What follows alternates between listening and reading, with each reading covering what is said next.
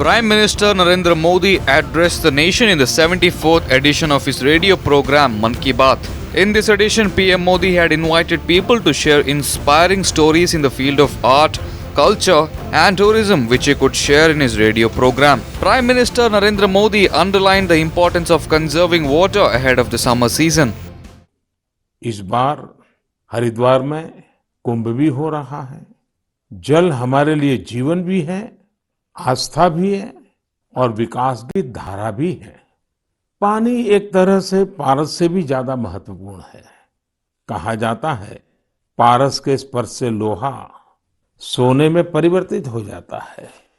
वैसे ही पानी का स्पर्श जीवन के लिए जरूरी है, विकास के लिए जरूरी है।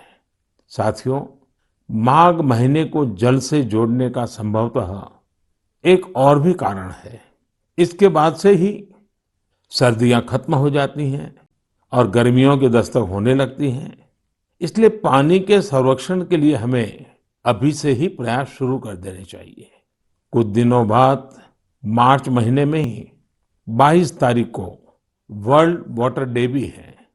The Prime Minister also urged the youth to read about scientists and understand the history of science in India. साथियों, आज नेशनल साइंस डे भी है।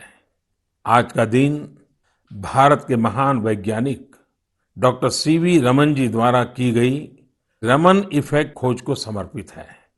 केरल से योगेश्वरन जी ने नमो ऐप पर लिखा है कि रमन इफेक्ट की खोज ने पूरी विज्ञान की दिशा को बदल दिया था। इससे जुड़ा हुआ एक बहुत अच्छा संदेश मुझे नासिक के स्नेहिल जी ने भी भेजा है।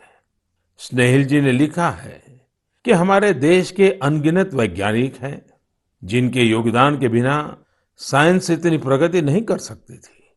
हम जैसे दुनिया के दूसरे वैज्ञानिकों के बारे में जानते हैं, वैसे ही हमें भारत के वैज्ञानिकों के बारे में भी जानना चाहिए। Continuing to laud the contributions of science in making India self-reliant, Prime Minister Narendra Modi urged people to take forward the mantra "Lab to Land." बहुत इनोवेटिव तरीके से लद्दाख के उर्गेन फुत्सौग भी काम कर रहे हैं।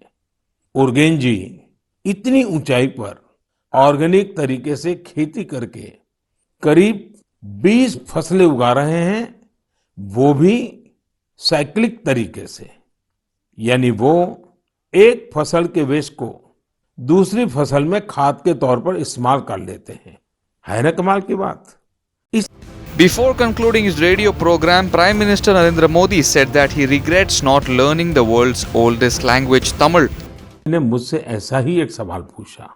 उन्होंने कहा कि आप इतने साल से पीएम है, इतने साल सीएम रहे, क्या आपको कभी लगता है कि कुछ कमी रह गई? अपर्णा जी का सवाल बहुत सहज है, लेकिन उतना ही मुश्किल भी।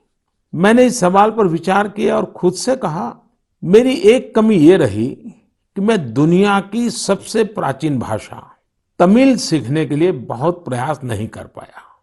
मैं तमिल नहीं सीख पाया। यह एक ऐसी सुंदर भाषा है जो दुनिया भर में लोकप्रिय है। बहुत से लोगों ने मुझे तमिल लिटरेचर की क्वालिटी और इसमें लिखी गई कविताओं की गहराई के बारे में बहुत कुछ बताया है। भारत ऐसी अनेक भाषाओं की स्थली है जो हमारी संस्कृति और गौरव का प्रतीक है। Prime Minister Narendra Modi addresses a wide range of topics including current affairs during his radio program Mann Ki Baat. This program is held on the last Sunday of every month.